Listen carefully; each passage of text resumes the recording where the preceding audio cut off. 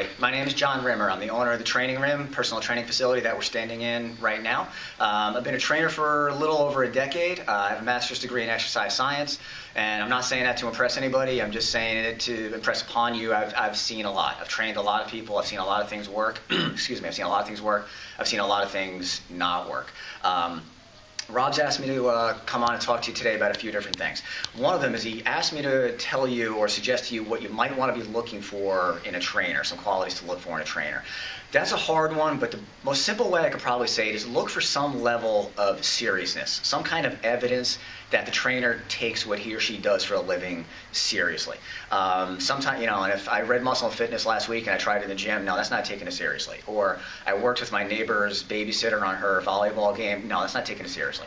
Somebody that's actually educated themselves, somebody that's actually trained people other than themselves for a long period of time, and it's had plenty of feedback over what works and what works, and what works and what doesn't. And you'll be able to see. The guy at the gym that just gives you advice, I did this, that's not taking it seriously. Talk to somebody who does this for a living, somebody who's been doing it for a while, and can give you some feedback based on their experience. Rob also asked me to mention what to avoid in a trainer. You know what, and you don't want to get into like a personal aspect of it, of trying to find a good person, bad person, nice person, any of that kind of stuff.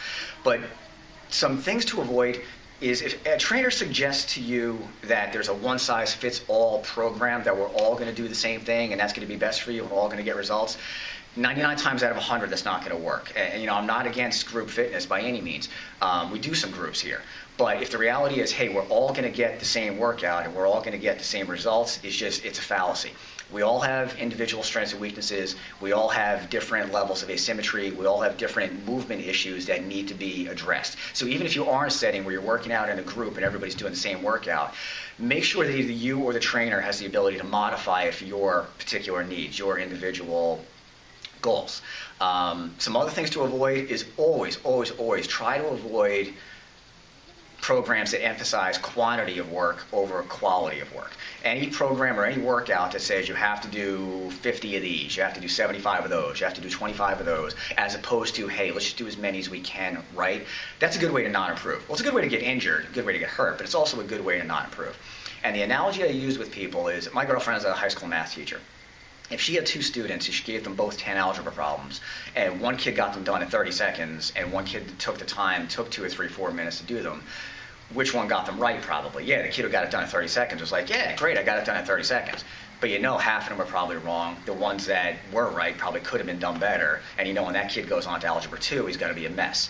The kid that made sure he did the algebra problems correctly, even if it took 2 or 3 or 4 minutes, he's going to get better at algebra. He's going to move on to Algebra 2, to trigonometry, whatever. So if somebody says, hey, we need to do 50 snatches, we need to do 75 burpees, whatever, keep in mind, if they're awful burpees and they're awful snatches, you're not getting any better. You're just like that kid who went through his algebra homework. Another thing to avoid with a trainer or a training system, or that's what I was going to say, avoid a place or avoid a trainer that does not have a system. If you walk into a place and the workout is on a whiteboard and they say, go do it, and then the next time you come in, it's a different workout scribbled and it's just random workouts of the day or whatever, that's a good thing to avoid. Have a system. Whether it's your system that you've written yourself, whether you hired a professional to help you with it, or you have a friend who has said is experienced, who can write a program for you and write a system. There is no reasonable person on the planet that is going to tell you that if you sit down with a program, a system, that you're going to progress over a certain amount of weeks or months, that is inferior to just winging it. There's no reasonable person that would say winging it is better than having a plan. So, John, let me just clarify something. Several group trainers I know will put the workouts up on the whiteboard. What's the difference between that and what you were just describing before? Right. Yeah, I'm not anti-whiteboard. I'm anti writing something on the whiteboard randomly before your clients come in as a workout of the day. Lord knows I use a whiteboard, but I put it up there as what we're doing over the next 15 minutes, next 20 minutes, just to remind myself. I have the program written out, I have the system written out in a binder, and if it's a crowded room and there's 8 or 12 people going around, and you start getting up in gears, you start forgetting what we're doing, frankly. So I'll put it up there more as a reminder more than anything else. So if that's that particular circuit, that particular programming, that particular modality for that day, that's one thing. Really what I was referring to is just a random workout of the day. My clients are getting here in 10 minutes. Let me come up with some crazy, sick, insane, extreme workout and scribble it up there and make sure we put everybody's score up there too. Yeah, so I'm not anti-whiteboard. I'm anti-random scribbling things on short notice. If it's up there as part of an overall system or an overall program, good to go. And then Rob also asked me to address the theory of sport-specific training. I think it's a marketing term. It's a really good marketing term because it can get somebody who's a baseball player to say, hey, I'm going to do baseball exercises. It's to get a triathlete to say, hey, I'm going to do triathlon-specific exercises. There really is no such thing. I mean, the only triathlon-specific exercises are riding a bike, running, and swimming. That's it. If you want to get better at triathlon, yeah, you have to do that stuff. But in terms of your training program outside of the competition field, your strength and conditioning or whatever you want to call it, movement is movement. And somebody that comes to me that's older, that has a bad knee, and another person comes to me and they're 25 years old and they say, John, I'm getting into a bikini in 6 weeks. I want to look really good. Or somebody who's a high-level athlete, a triathlete, for example, they're all going to move the same way. And if they all improve their movement skills, they're all going to get to their results. The person with the bad knee, their knee pain is going to go away if they're moving correctly. The person who wants to look good in a bikini, if they're moving correctly, they're going to get kick-ass workouts. They're going to lose a lot of body fat.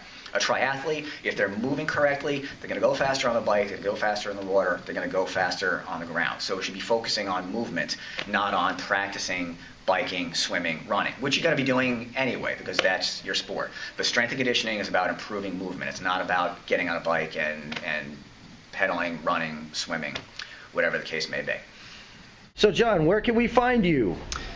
The Training Rim is located on Route 35 South in Middletown, New Jersey. You can check us out on trainingrim.com. One word, training is in personal training, rim, R-I-M. We're also on Facebook. And then our email is thetrainingrim@gmail.com. A lot of stuff we talked about today, even though it's simple, isn't easy. Simple and easy are not the same thing. So if there's anything you need clarifications on or anything you'd like to discuss further, feel free to send me an email or hit the website or hit us up on Facebook. Hi, I'm Jon Rimmer, and this is 140.6 Media. I approve this message.